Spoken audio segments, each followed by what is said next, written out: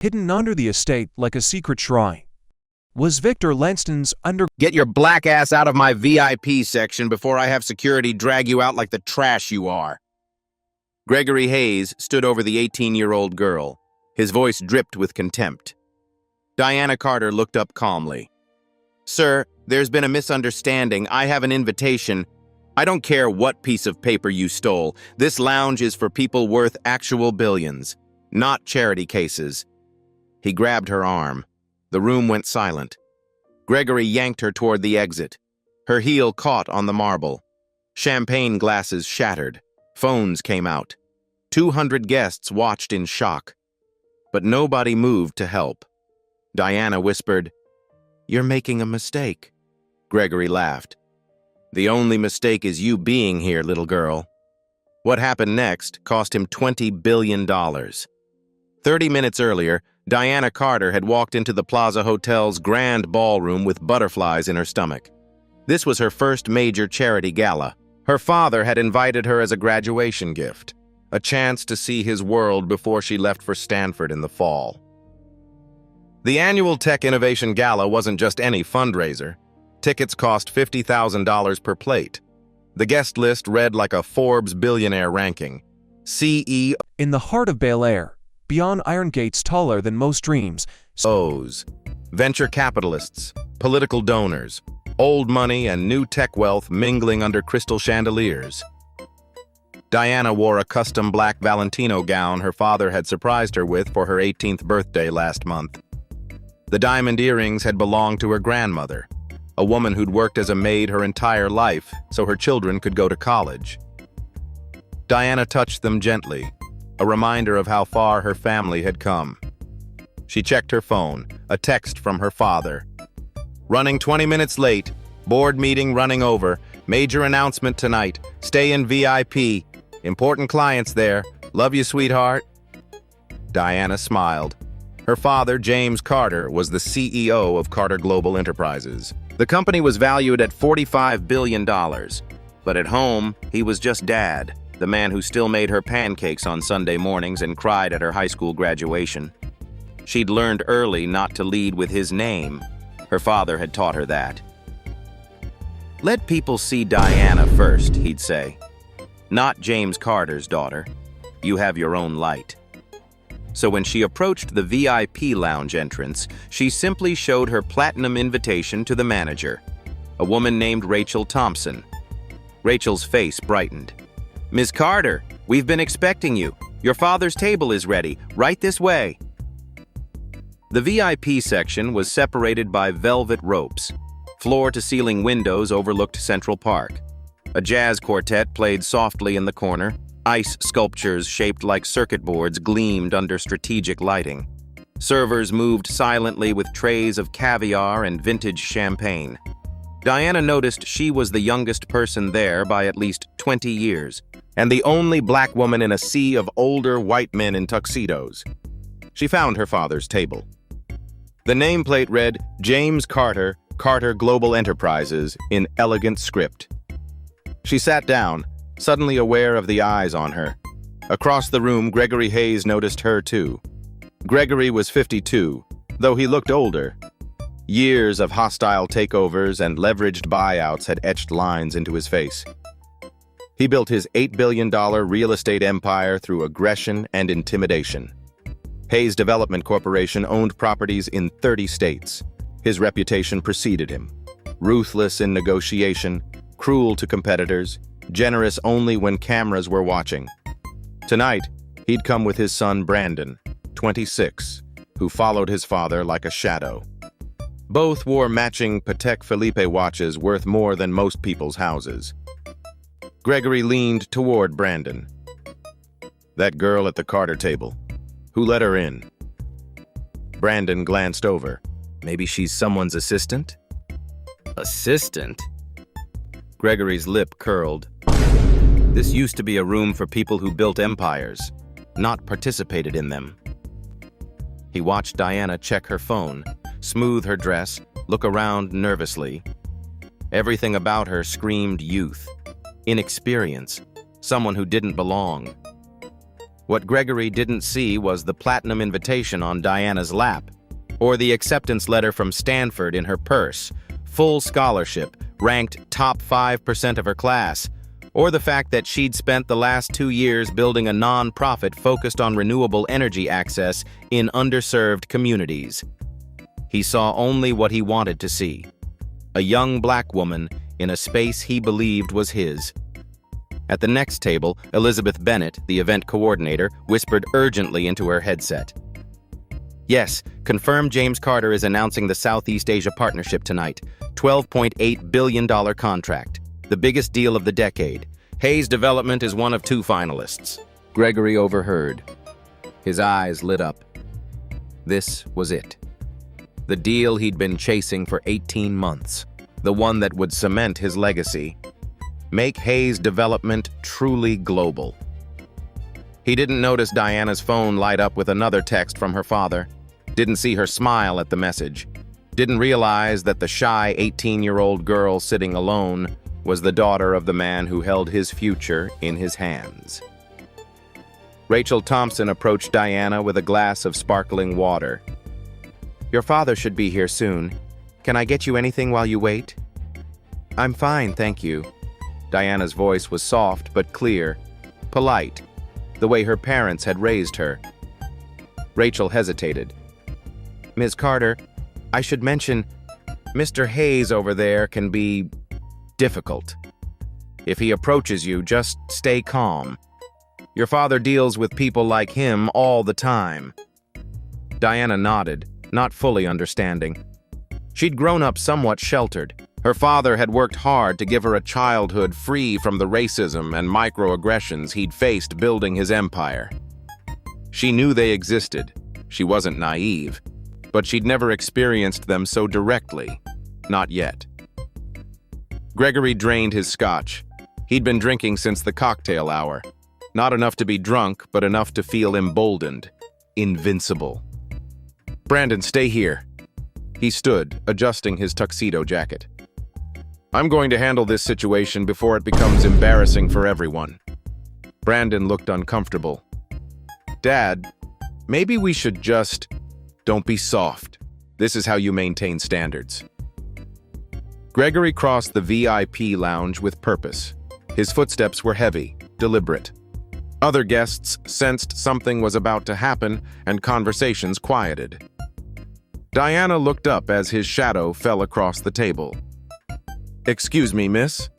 His tone was sharp, condescending. "I think there's been a mistake." Diana's heart began to race, but she kept her face calm. "I'm sorry." "This is the VIP section for platinum donors." He barely glanced at her invitation. "There must be some confusion. This area requires a certain level of contribution." She felt heat rise in her cheeks. "Stay calm," she told herself, "like Dad taught you." "There's no confusion, sir. I'm exactly where I should be." She gestured to the nameplate. "This is my father's table." Gregory's eyes flickered to the nameplate, but he didn't really read it. Crystal chandeliers. Walls lined with art worth more than entire neighborhoods. And beneath it all, process it. He was too focused on proving his point. "Let me guess," he said, voice dripping with sarcasm. "Scholarship student? Diversity quota? Someone's charitable +1? The words hit Diana like a slap. She'd never been spoken to like this. Never had her worth questioned so publicly, so cruelly. Around them, other guests pretended not to listen. But everyone was watching. Diana's jaw tightened. She took a slow breath, buying time to compose herself. Her father's voice echoed in her mind. "When people underestimate you, stay dignified. Let your character speak."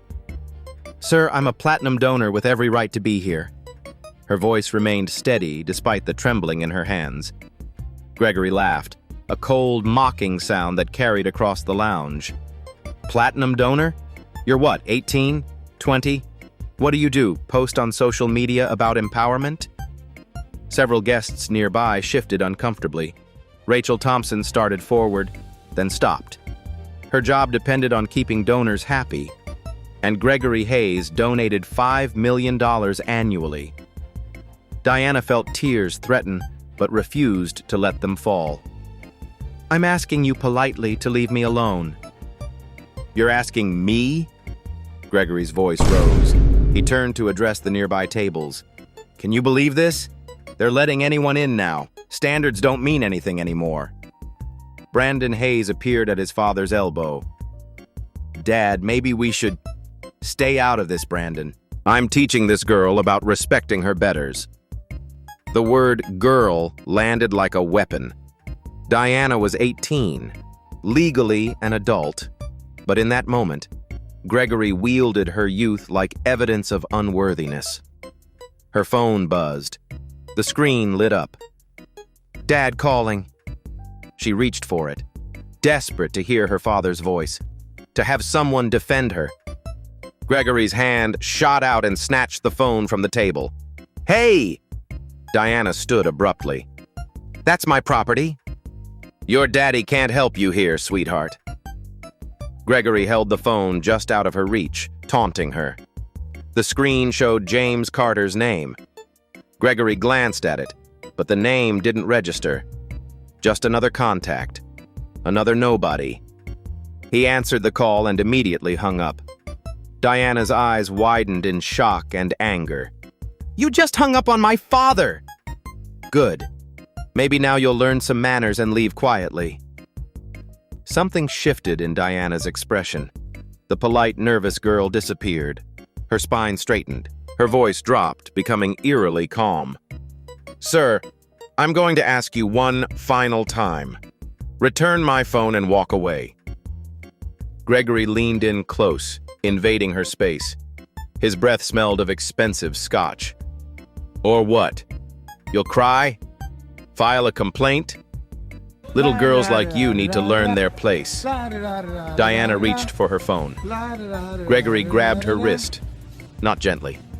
His fingers dug into her skin hard enough to leave marks. "Let go of me." Her voice was quiet but fierce. "Make me." Stephen Williams, the security guard stationed near the VIP entrance, took a step forward. Rachel finally found her voice. "Mr. Hayes, please, we can resolve this." "Shut up, Rachel. I want this girl removed. Now. If security won't do it, I will." He yanked Diana's arm, pulling her away from the table. She stumbled, her heel catching on the thick carpet, the sound of tearing fabric as her dress caught on a chair. Guests gasped. Gregory didn't care. He dragged her forward. "Stop it!" Diana's composure cracked. She tried to pull free, but he was stronger, bigger.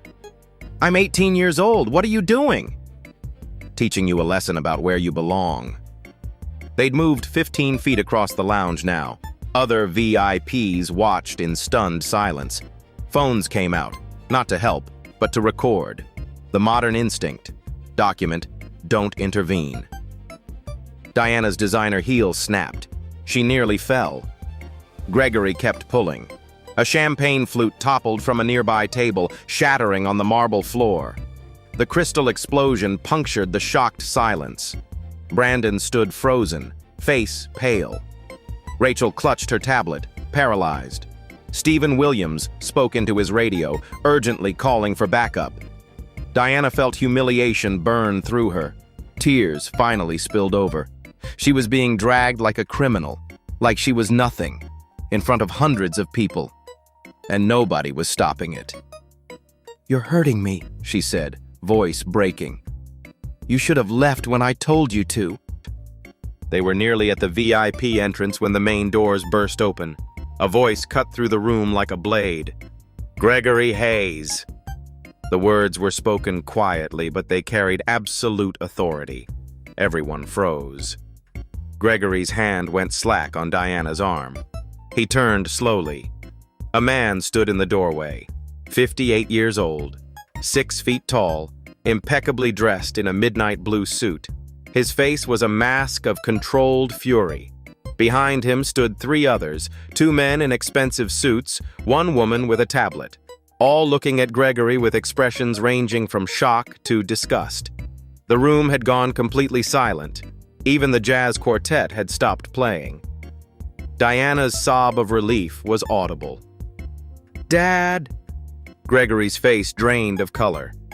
His mouth opened and closed soundlessly, because every person in that room recognized the man in the doorway. James Carter, CEO of Carter Global Enterprises, one of the most powerful black men in American business, and Gregory Hayes was still holding his daughter's arm. James Carter walked forward with deliberate slowness. Each step echoed on the marble floor. His eyes never left Gregory Hayes. Thomas Anderson, board member of 3 Fortune 500 companies, followed closely. His face was grave. The other 2 executives flanked them, creating an imposing wall of corporate power.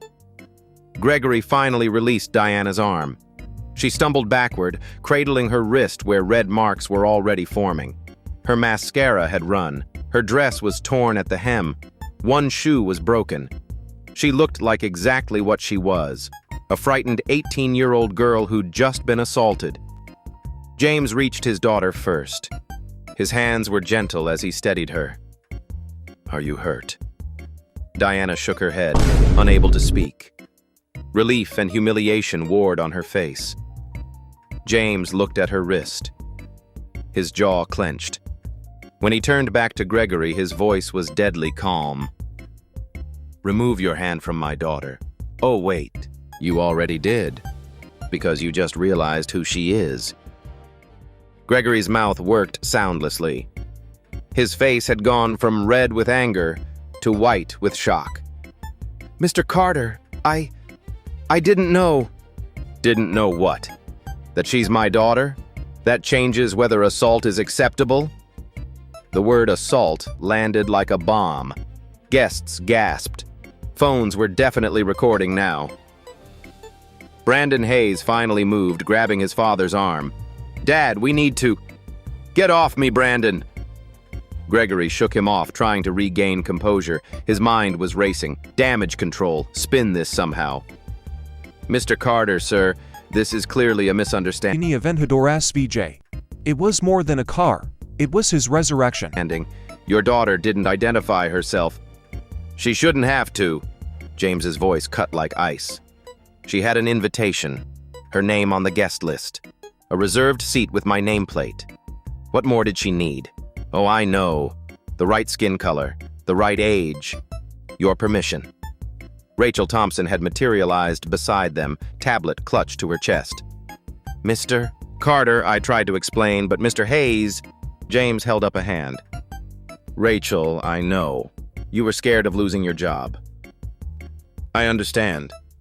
He turned back to Gregory. "But you saw an 18-year-old black girl and decided she couldn't possibly belong here." "That's not— I never said—" Gregory was sweating now. "You grabbed her, dragged her, in front of 200 witnesses." James's voice rose slightly. "My daughter texted me 20 minutes ago that she was here safely. Then I got a call, heard her voice saying, 'That's my property,' and you hanging up on me. Do you know what I thought? What any father would think." The room was utterly silent. "I thought my daughter was in danger, so I left a $12 billion negotiation, the most important deal of my career, to get here." James stepped closer to Gregory. "And I find you physically removing her like garbage." Thomas Anderson spoke for the first time. "Gregory, I think you should sit down." "Tom, you know me. You know I wouldn't—" Gregory turned to his old golf buddy desperately. Thomas's face was stone. "I know exactly what I just watched. What everyone here watched." Elizabeth Bennett, the event coordinator, approached quickly. "Mr. Carter, I've pulled the security footage. All of it. I'm so sorry this happened. Send it to my legal team. And the police." James said it loudly enough for everyone to hear. Gregory's eyes went wide. "Police? Mr. Carter, surely we can resolve this like gentlemen. Gentlemen don't assault teenage girls." Diana found her voice, still shaky. "Dad, I just want to go." "I know, sweetheart. Soon." James kept his hand on her shoulder, protective. Then he addressed the room. For those who don't know, this is my daughter, Diana. She's 18 years old. She graduated top of her class last month with a perfect GPA. She's been accepted to Stanford on a full academic scholarship. Murmurs rippled through the crowd. On the screens around the room, meant for displaying charity impact statistics, Elizabeth had projected Diana's credentials: Stanford acceptance letter, Forbes Teen Visionaries feature, National Debate Championship, founder of a renewable energy nonprofit that had brought solar power to 15 underserved communities. She personally donated $500,000 from her grandmother's trust fund to tonight's charity, James continued. She's here because I invited her, because she's brilliant, compassionate, and has more integrity in her little finger than some people have in their entire bodies. Gregory was searching desperately for an exit strategy. Mr. Carter, please. I made a mistake. I'll apologize. I'll double my donation. You think this is about money? James's laugh was harsh. You grabbed my 18-year-old daughter, left bruises on her wrist, humiliated her publicly, and your first instinct is to throw money at it? Brandon stepped forward again, his voice cracking. Mr. Carter, sir, I'm so sorry. My father has been drinking. That doesn't excuse it, but... No, it doesn't. James looked at Brandon with something almost like pity. You stood there and watched. You laughed when he insulted her. You're complicit. Brandon's face crumpled. He looked at Diana, really looked at her for the first time, saw the tear tracks, the trembling hands, the way she was trying so hard to hold herself together. I'm sorry, he whispered. I'm so sorry. Rachel was crying now. Ms. Carter, I should have done more. I should have stood up for you. I was a coward. The dominoes were falling, the social fabric unraveling. Gregory tried once more. James, can I call you James? We're both businessmen. Surely we can work this out privately. No need to involve authorities or make a public spectacle. James's phone rang. He glanced at the screen and his expression changed. It's the board calling. About you, Gregory. About the deal. Gregory's blood ran cold. What deal? The one you've been chasing for 18 months. The Southeast Asia expansion. 47 properties across 8 countries. 15-year partnership. James pulled a document from his jacket pocket. Hayes Development was our frontrunner. Past tense. He unfolded the contract. Gregory saw his company name on the letterhead. $12.8 billion, James said softly. The largest development contract in your company's history. The one that would have made Hayes Development truly global. The one that would have been your legacy. Gregory reached for it with shaking hands. Mr. Carter, please. We can still... James held it away. Can we? Can I partner with a man who just assaulted my daughter? Can my board approve that? Can our investors? Our stakeholders? He looked around the room. Can anyone here honestly say they'd want to work with someone who did what you just did? Silence. Damning, absolute silence. Thomas Anderson cleared his throat. Gregory, as a board member of 3 companies currently partnered with Hayes Development, I'm calling emergency meetings first thing Monday morning. This behavior is unacceptable, especially toward a minor. She's 18, Gregory protested weakly. Barely. She's a teenager. A kid. Thomas's voice hardened. You dragged a teenage girl across a floor because you decided she didn't belong. What does that say about your judgment, your character? How can we trust you with billion-dollar projects? Another CEO stood, then another, each one distancing themselves, protecting their brands. Gregory's phone started buzzing, vibrating continuously. He glanced at it with dread. Investor alerts, board member calls, news notifications. The video was already spreading. On the event screens, Elizabeth had put up the social media feed. Hashtag VIP Gala Scandal was trending. The video of Gregory dragging Diana had 500,000 views, growing exponentially. Comments flooded in. He put his hands on an 18-year-old girl. This is assault, plain and simple. Billionaire attacks black teenager. This is America. Someone identify this man and his company. Gregory watched his reputation disintegrate in real time. James's phone rang again. He answered, listened, then his eyebrows rose. Really? She saw the footage already. He paused. Yes, Diana's fine. Shaken but strong. I'll tell her you said that. He ended the call and looked at Gregory. That was the mayor. Diana's godmother. She's watching the live stream. She wanted me to tell you that Hayes Development's city contracts, $400 million worth, are under immediate ethics review. Gregory's knees actually buckled. Brandon caught him. Dad, we need to go. Now. But there was nowhere to go. They were surrounded by witnesses, by cameras, by the consequences Gregory had created with his own hands.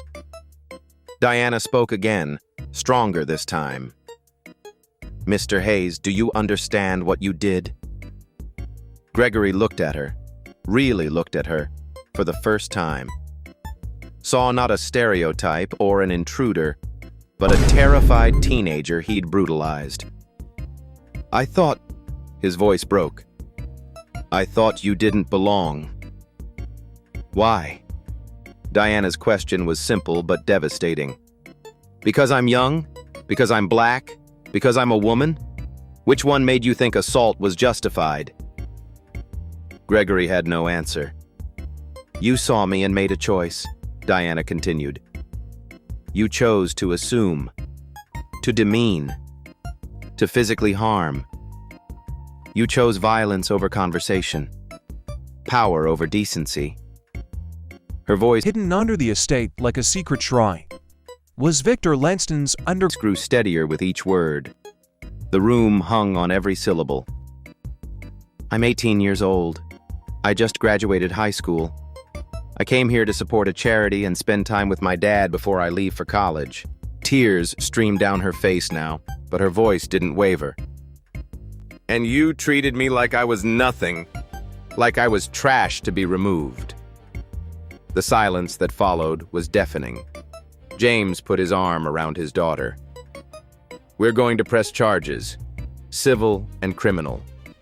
Diana deserves justice, and you deserve consequences. Gregory opened his mouth, but no words came out. What could he possibly say? The answer was nothing. There was nothing left to say. James Carter turned to Elizabeth. Move the announcement to the main ballroom. Everyone needs to hear this. 10 minutes later, 500 guests packed the plaza's grand ballroom. Word had spread. People from the general gala section pushed in, wanting to witness history. The energy was electric, uncomfortable. Something important was happening. Diana sat in the front row beside her father. She'd cleaned her face, but the bruises on her wrist were visible.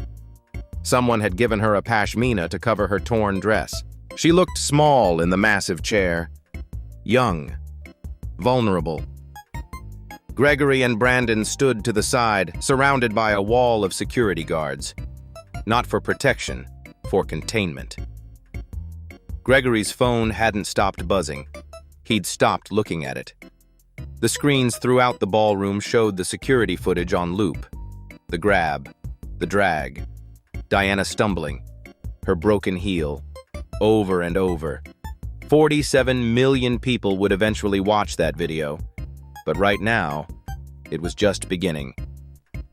James stepped to the podium. The room fell silent instantly. Tonight was supposed to celebrate innovation and charity. Instead, it exposed something we still haven't innovated past. Prejudice, assumption, violence. He paused, letting the words sink in. And tonight, those things had a face, a name, a price. He gestured to the screens. You all saw what happened. Gregory Hayes, a billionaire real estate developer, physically assaulted my 18-year-old daughter because he decided she didn't belong in the VIP section. Murmurs rippled through the crowd. Some of you are wondering why I'm making this so public. Why not handle it quietly? Settle with lawyers and NDAs? James's voice hardened.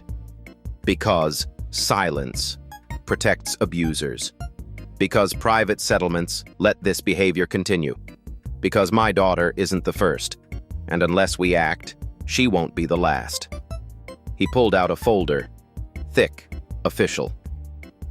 18 months ago, Carter Global began negotiations for our Southeast Asia expansion. 47 sustainable residential and commercial properties across 8 countries. A $12.8 billion contract spanning 15 years. Gregory's face had gone gray. He knew what was coming. We narrowed our search to 2 development firms. Hayes Development was our frontrunner. James held up the contract. Gregory's company logo was clearly visible on the header. This contract represented the largest deal in Hayes Development's history. It would have doubled their international footprint, made them a true global player. James looked directly at Gregory. But I don't build empires with men who assault teenage girls. He tore the contract in half.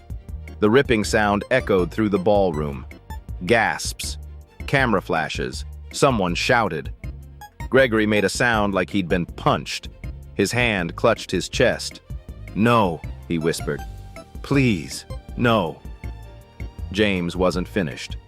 Carter Global is built on 3 principles: excellence, integrity, respect.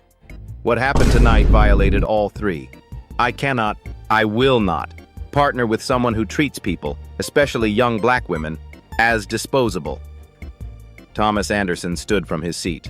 As a board member of Microsoft, Delta Airlines, and Renewable Energy Council, all companies currently contracted with Hayes Development, I'm calling emergency sessions.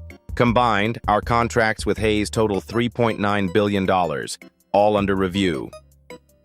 Another CEO stood, then another, like dominoes falling. Microsoft's new campus project, $2.1 billion, withdrawn. Delta's airport expansion, $890 million, suspended pending investigation.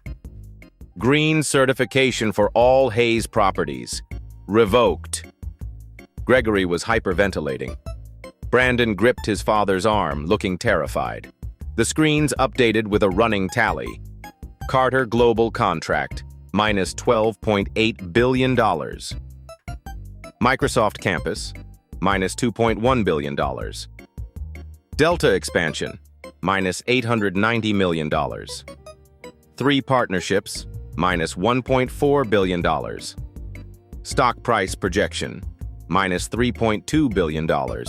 Total exposure, $20.38 billion. The number hung there, incomprehensible, devastating. $20 billion, James said quietly. That's what your prejudice cost in 90 minutes. But this isn't really about money, is it? It's about who you are, what you believe, how you treat people when you think you have power over them. Diana stood.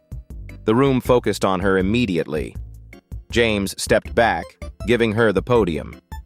She was shaking, but her voice was clear. "Mr. Hayes, I want you to understand something. This isn't revenge." She gripped the podium edges. "It's consequence. You made assumptions." Thing he believed about himself. Power, precision, perfection, and for a year, it obeyed. Until one cold November about me based on my skin color and age. When I tried to show you my invitation, you didn't look. When I asked you to stop, you didn't listen. When I explained this was my father's table, you didn't care.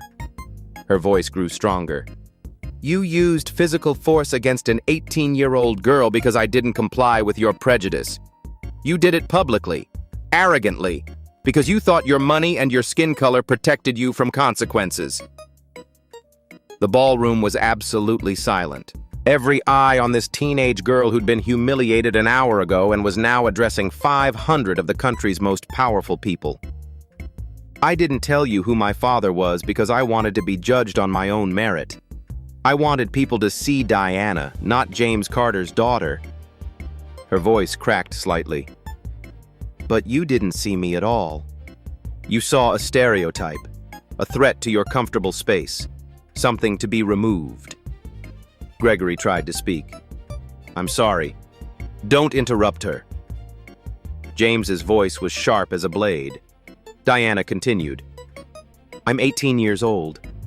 I just graduated high school with a 4.0 GPA and perfect SAT scores. I'm going to Stanford on a full academic scholarship to study sustainable business. I've spent 2 years building a non-profit that's brought renewable energy to 15 communities. I speak 3 languages. I volunteer at a youth center every Saturday. I published a paper on climate policy that's been cited by the UN. With each achievement, Gregory seemed to shrink. But none of that mattered to you because you saw my skin first. You saw my age and decided I was worthless. Do you understand what you took from me tonight? Tears streamed down her face now, but her voice never wavered. You took my safety, my dignity.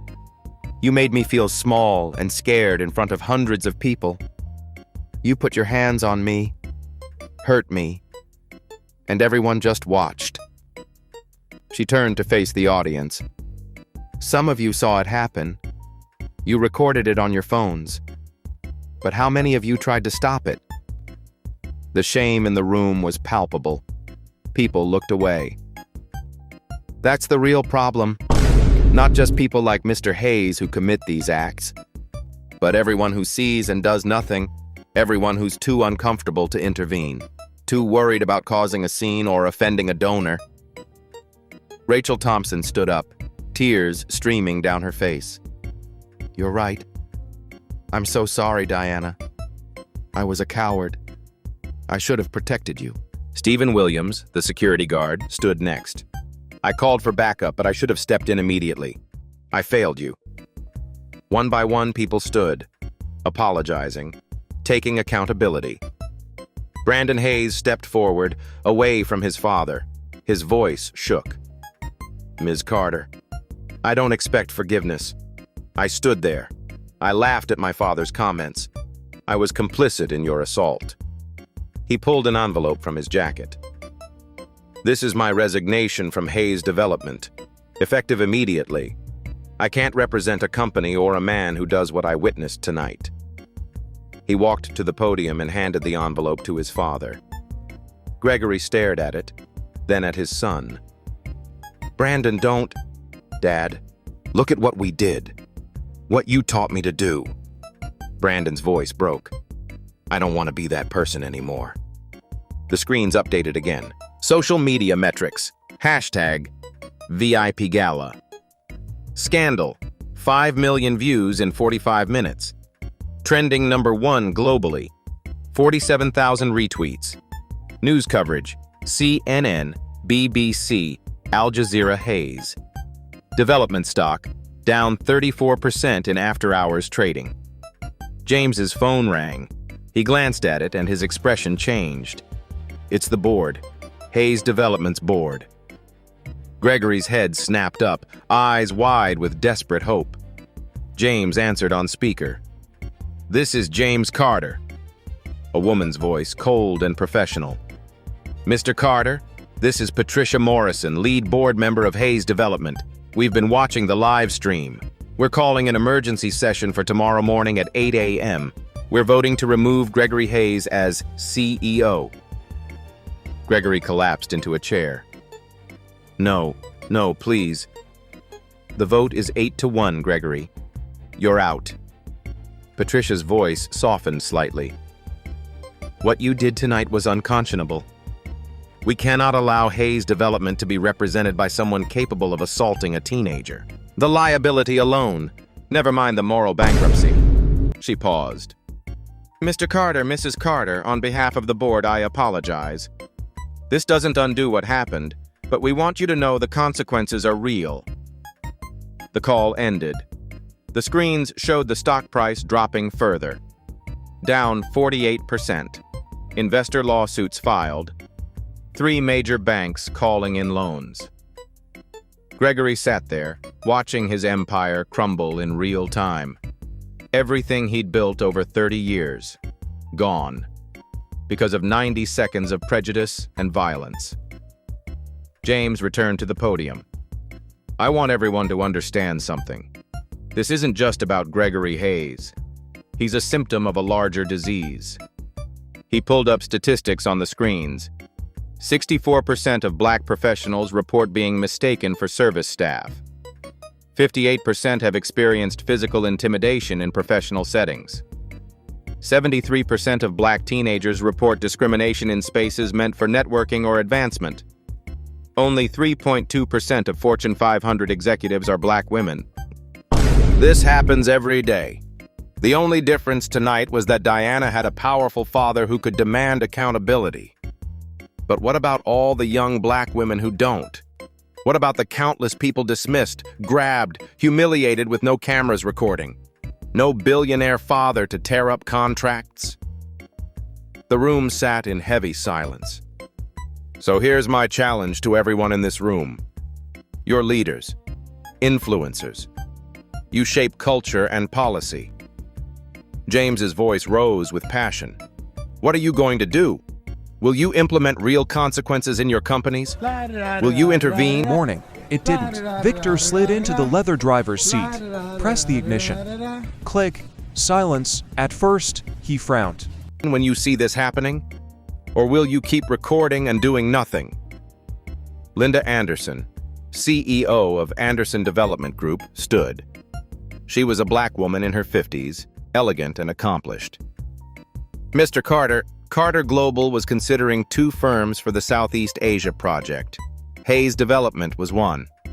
She smiled. I believe my company was the other? James smiled back. Ms. Anderson, would you please join me? Linda walked to the stage. They shook hands as cameras flashed. Anderson Development Group embodies the values Carter Global stands for: diversity, integrity, sustainable building practices, and ethical leadership. James held up a new contract. It's my honor to award the $12.8 billion Southeast Asia expansion to Anderson Development. The ballroom erupted in applause, a standing ovation that lasted 5 minutes. Linda took the microphone. This isn't just a business deal, it's a statement, a line in the sand. We will not tolerate discrimination. We will not look away from abuse. We will build a better future brick by brick with people who share these values. Gregory hadn't moved. He sat slumped in his chair, surrounded by security, watching the contract he'd chased for 18 months go to someone else. Watching his son stand with the crowd, applauding. Watching his world end. Diana's phone lit up. Messages flooding in from around the world. Thank you for speaking up. You gave me courage to report my own harassment. My daughter is watching this. She needed to see this. You're a hero. Diana wasn't sure about hero. She just felt exhausted, traumatized, but also, strangely, empowered. She told her truth, been believed, seen justice happen in real time. It was more than most people ever got. James wrapped his arm around his daughter. You did good, sweetheart. You were brave and dignified and strong. Diana leaned into her father's embrace. Can we go home now? Yes, but first, he turned to Elizabeth. Make sure every news outlet gets the full security footage. No edited versions. Let the world see exactly what happened. Elizabeth nodded. Already done, sir. It's everywhere. As they walked toward the exit, the crowd parted. People reached out, not to touch, but to show support. Solidarity. Gregory was escorted out a side door by security. His phone was still buzzing. Lawyers, board members, investors. All the people who'd valued him for his money are now demanding answers. The hashtag kept growing. The stock kept falling. The world kept watching. And Gregory Hayes learned what happens when prejudice meets consequence. 3 weeks later, Diana sat in her Stanford dorm room, boxes still half unpacked. Sunlight caught the Time magazine award on her desk. Person of the Week. The video had reached 47 million views. Hashtag VIP Gala Scandal had sparked a movement she never asked to lead. But movements have costs. She'd started therapy the week after the gala. Dr. Carter helped her process the nightmares, the panic attacks, the feeling of Gregory's hand on her arm that wouldn't fade. Even when you win, trauma doesn't disappear, Dr. Carter had said. Give yourself permission to heal. Diana was trying. She opened her laptop. Hayes' development dominated the headlines. Gregory had been voted out as CEO, 8-1. Stock down 67%. Penthouse sold. Yacht gone. Country club memberships revoked. Net worth dropped from $8 billion to $2.1 billion. The fall was spectacular. Criminal charges were pending. Assault on a minor. The district attorney was building a case. James Carter had made it clear, no plea deals without real accountability. Diana clicked to Brandon Hayes' LinkedIn profile. His post from yesterday had gone viral. 3 weeks ago, I watched my father assault an innocent young woman. I stood by and did nothing. I was complicit. I resigned from Hayes Development to face consequences, not escape them. I'm starting over at Anderson Development, entry level. I've donated $15 million, my entire inheritance, to the NAACP Legal Defense Fund. To Diana Carter, I don't expect forgiveness, but I'm trying to be better. Diana had read it a dozen times. She hadn't responded. Forgiveness felt premature, but she appreciated the accountability. Her phone rang. Her father. How's my Stanford freshman? Overwhelmed. My sociology professor wants to do a case study. My ethics class used the video as curriculum. It's surreal. You okay with that? If my story helps people learn, then something good came from something horrible. James was quiet. I'm proud of you. Not just that night, but how you're handling everything after. I'm in therapy, Dad. I have nightmares. I'm not some perfect victim. I know. Healing isn't linear, but you're doing the work. After hanging up, Diana checked her email. From Rachel Thompson, now Diversity and Inclusion Consultant at Carter Global. Diana, I quit the plaza. I couldn't. That was all. Machines fail. Batteries die. That after the second attempt. Day where I'd failed so fundamentally. Your courage changed me. With your permission, I'm using your story to develop intervention training, teaching staff that silence is complicity. Thank you for showing me what courage looks like. Rachel. Diana typed back permission. If it helped one person intervene, it was worth it. Another email from the Tech Innovation Alliance. We've implemented the Diana Carter Clause, zero tolerance for discrimination. We've also established a scholarship in your name for young women of color. Full tuition, 4 years awarded annually. Tears pricked Diana's eyes. Other young black women wouldn't have to fight as hard. A text from her best friend Maya with a CNN link. Plaza Hotel implements sweeping anti-discrimination policies. The Plaza had overhauled everything. New management, mandatory training, diverse hiring. Elizabeth Bennett promoted to VP for her decisive action releasing the footage. The annual gala had been renamed the Diana Carter Gala for Justice and Innovation. Her name would be a reminder, a standard, a promise. The Carter Global Southeast Asia project had broken ground. 47 sustainable properties, 60% minority-owned contractors, 50,000 jobs created. A model for ethical development. Gregory had tried to attend the groundbreaking. Security turned him away. Diana had watched the video. He looked lost, smaller, older. She felt no satisfaction, just sadness. Her therapist had warned her, you can believe in consequences without enjoying someone's suffering. That's humanity. Diana was learning the difference between justice and vengeance. She wanted Gregory to change, to understand, to become better. Whether he would wasn't her responsibility. A knock on her door. Her RA. Someone downstairs for you. Professor from Howard University? Dr. Angela Freeman, legendary civil rights scholar, waited in the common room. Ms. Carter, I wanted to meet you in person, to thank you for your courage, for showing young people they don't have to accept mistreatment. She held up a book manuscript. I'm writing about modern civil rights. Your story is a chapter. They talked for an hour about systemic racism, progress, setbacks, and the burden of being a symbol when you just want to be a person. You didn't choose this platform, Dr. Freeman said, but you're using it well. Diana returned to her room. Essay due tomorrow. Life went on, even after becoming a hashtag. Her phone buzzed. Unknown number. Hi, Diana. I'm Keisha. I'm 16. Last week, my manager grabbed me like that man grabbed you.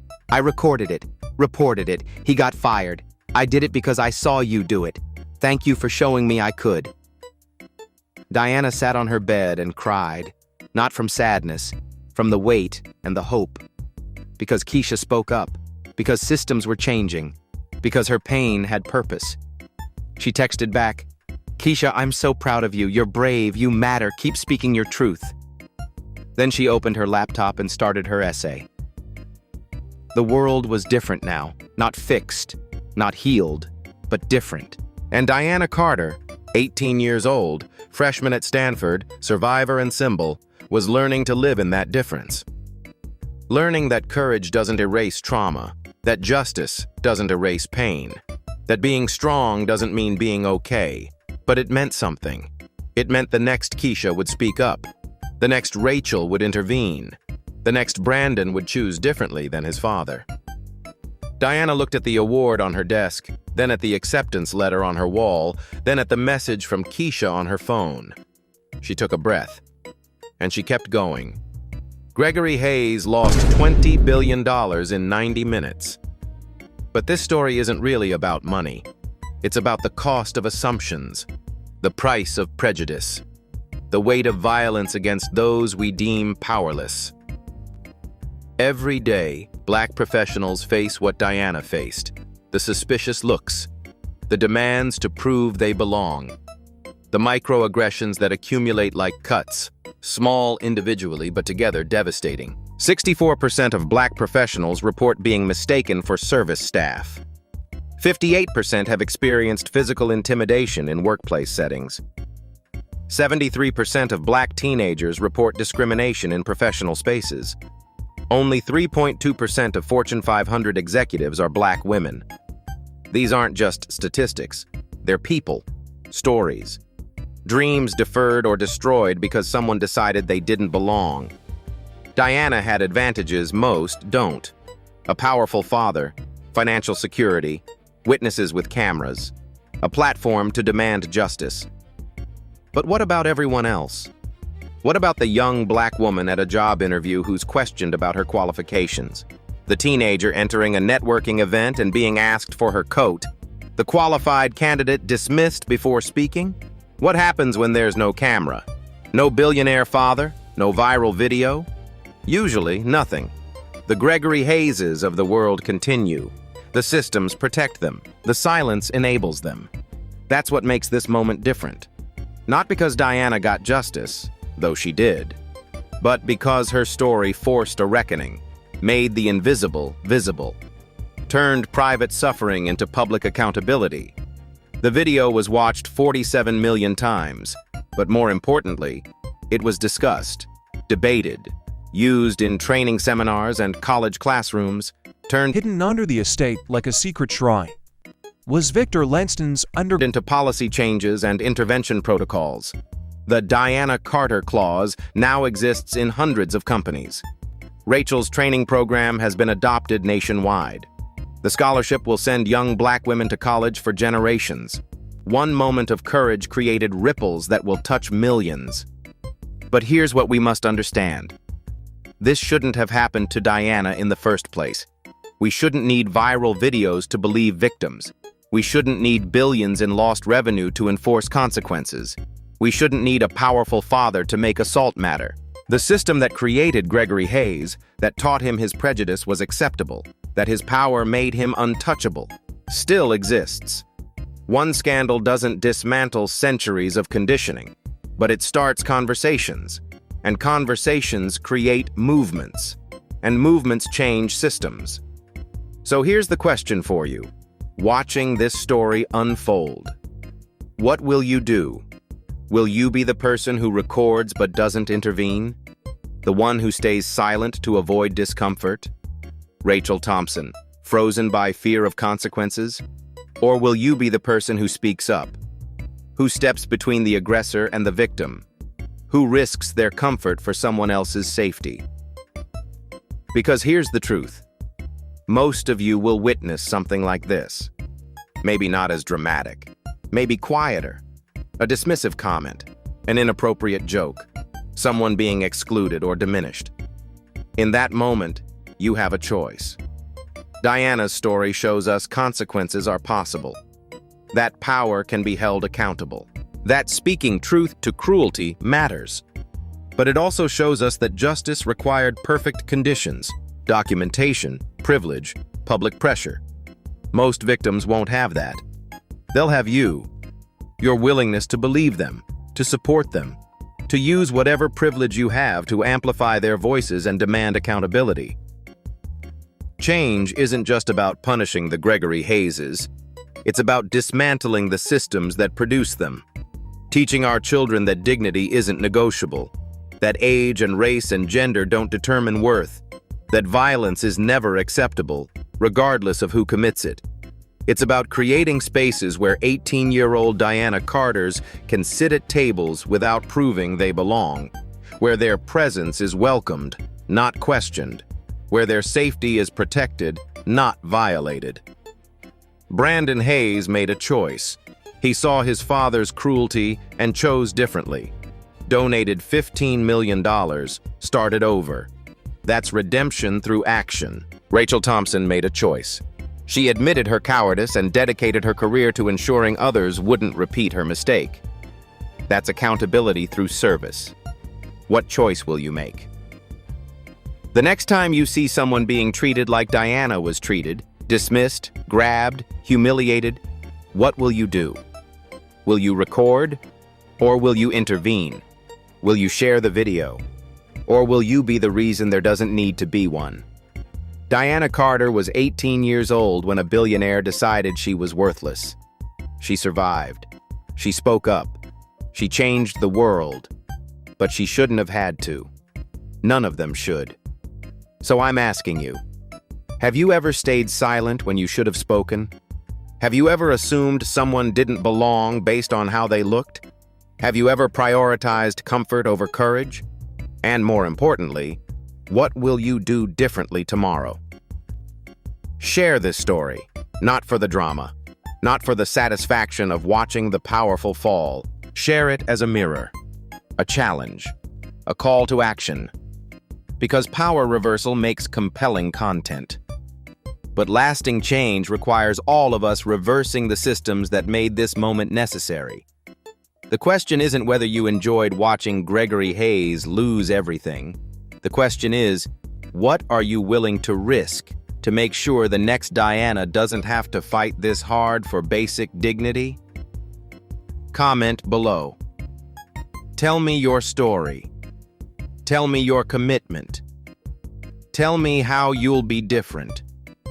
Like this video if you believe consequences matter. Share it if you believe change is possible. Subscribe if you want to be part of building a world where 18-year-old girls can exist in spaces without proving they deserve to breathe the same air. Diana Carter's fight is over. Yours is just beginning. Hashtag check your assumptions. Hashtag Diana Carter. Story. Hashtag justice matters. Hashtag speak up. Hidden under the estate like a secret shrine was Victor Lanston's